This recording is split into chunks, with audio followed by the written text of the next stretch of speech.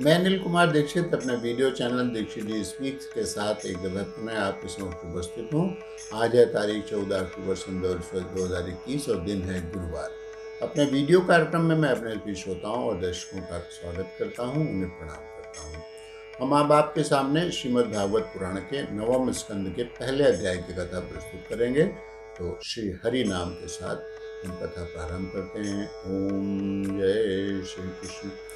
तो सुखदेव जी ने आगे कहा कि राजा परीक्षित, मैं तुमको मनु के वंशजों की कथा संक्षेप में सुनाता हूँ, क्योंकि अगर इनको विस्तार से सुनाऊंगा तो इसमें बहुत ज़्यादा समय लगेगा। तो उन्होंने बताया कि वैवस्वत मनु संतानहीन थे। उन्होंने वशिष्ठ जी से संतानोत्पत्ति हेतु एक यज्ञ कराया।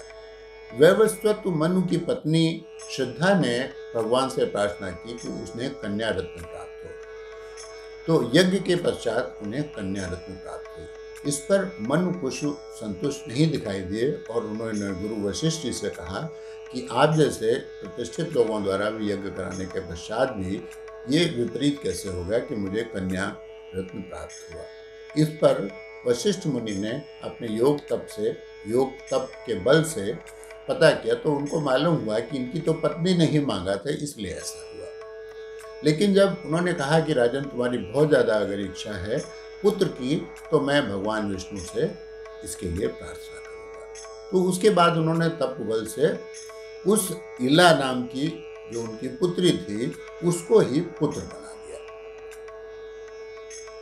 तो वो पुरुष हो गया। उसका नाम उन्होंने रखा सुमदुम्न उस लड़के का नाम उन्होंने रखा। एक बार राजा सुमदुम्न अपने मंत्रियों के साथ शिकार करते हुए मेरु पर्वत की तलहटी में पहुंच गए। वहां पर भगवान शंकर और पार्वती विहार कर रहे थे। उसी समय एक विचित्र घटना घटित हुई। जैसे ही उन लोगों ने घाटी में प्रवेश किया, जो सुंदुमन थे वो स्त्री में बदल गए। इसी के साथ उनके जो मंत्री वगैरह थे वे सब भी स्त्रियां बन गए और उनके जो घोड़े थे वो घोड़ियां बन गए। तो वो लोग बहुत ही आश्चर्यचकित रह गए। लेकिन फिर उसके बाद करते क्या, तो वो तो वन में इधर उधर घूमने लगे। लेकिन इसके विषय में सुखदेव जी ने ये बताया कि एक बार भगवान शंकर का दर्शन करने के लिए घूमते हुए जो व्रतधारी ऋषि थे वो लोग शंकर जी का दर्शन करने के लिए जा रहे थे। तो उसी घाटी में थे, उस समय भी वो विहार कर रहे थे। तो जैसे ही वो अंदर घुसे घाटी में, तो उस समय जो उनकी पत्नी थी वो वस्त्रहीन थी। तो लेकिन मुनि लोगों ने जैसे ही ये दृश्य देखा तो वो तुरंत लौट आए, क्योंकि मुनियों की दृष्टि दूसरी तरह की होती है, और वे लोग दूसरे तरफ चले गए। उसके बाद जो भगवान शंकर की पत्नी थी वो बहुत नाराज़ हुई उनसे कि ऐसा कैसा कर रखा है, ना आपके पास कोई घर है, ना कोई महल है, रहने के लिए कोई जगह नहीं है वहाँ पर, खुले में आप ऐसा दृश्य आज जो था मुनि लोगों ने देखा।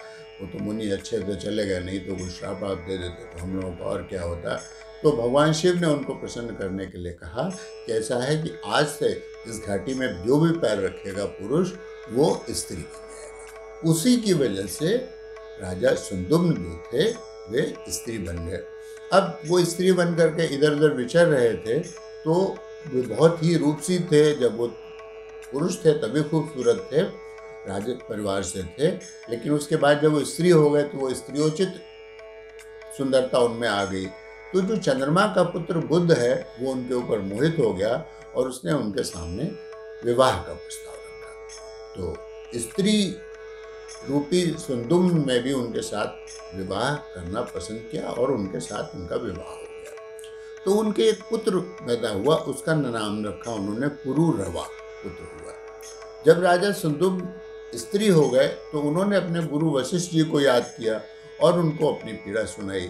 तो जब उन्होंने पीड़ा सुनी तो वशिष्ठ जी बोले कि अच्छा ऐसा है, मैं भगवान शंकर से प्रार्थना करूंगा कि तुमको फिर से वो पुरुष बना दे। इसके बाद उन्होंने भगवान शंकर की वशिष्ठ जी ने प्रार्थना की, तपस्या की। तो भगवान शंकर प्रकट हुए, उन्होंने पूछा बताओ तुम क्या चाहते हो। तो जब उन्होंने अपनी इच्छा जाहिर की तो उन्होंने कहा कि देखिए कि भगवान विष्णु की वजह से ये तो लड़की ही थी इला, उसको जो था पुरुष बनाया गया, और अब जो है फिर वो भगवान शंकर के ही हमारे ही दिए गए आदेश के अनुसार वो स्त्री हो गई है, और स्त्री होने के बाद भी उसने जो था एक पुरुष से विवाह कर लिया है। और अब अगर फिर से पूर्ण रूप से अगर हम उसको पुरुष बना देंगे तो भगवान विष्णु की बहुत ही अवहेलना होगी। तो ये तो मैं नहीं कर सकूँगा, लेकिन हाँ, ये जो तुम्हारा यजमान है ये 1 महीने स्त्री रहेगा और 1 महीने ये पुरुष रहेगा।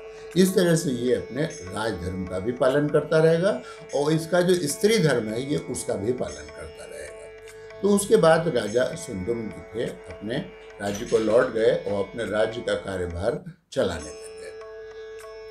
राज्य का कार्यभार तो वो चला रहे थे, लेकिन उनको अब जो थी अपनी प्रजा के सामने उतना आदर सम्मान प्राप्त नहीं था, वो उनका इतना अभिनंदन नहीं करते थे। जब उनकी वृद्धावस्था आ गई तो सुनदुम्न ने अपने पुत्र पुरुरवा को अपना राज्यपाट दे दिया और स्वयं तपस्या हेतु चले गए। तो आज की कथा हम यही समाप्त करते हैं।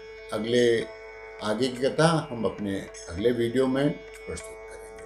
अब जो ये आज का एपिसोड है, इसके पहले एक दो और जो वीडियोस हमने बनाए हैं उसमें भी इसी तरह की कथा आई है। तो जहाँ तक मेरी ये राय है इस विषय में, जो ईश्वर भी यही चाहते हैं कि पुत्र या पुत्री में कोई भेदभाव नहीं करना चाहिए। हमको जो भी ईश्वर की तरफ से प्रदान किया जा रहा है या पुत्र या पुत्री के लिए, उनको दूसरे समान रूप से हमको उनका पालन पोषण करना चाहिए, शिक्षा दीक्षा देना चाहिए, और हमको प्रकृति के नियमों से हमें छेड़छाड़ नहीं करनी चाहिए। हमारी जो धार्मिक पुस्तक है ये भी यही संदेश देती है, और आज भी जो हमारे बड़े बूढ़े हैं हमें यही शिक्षा देते हैं। तो अब हमें आज्ञा दीजिए। नमस्कार, जय श्री राम। फिर मिलेंगे।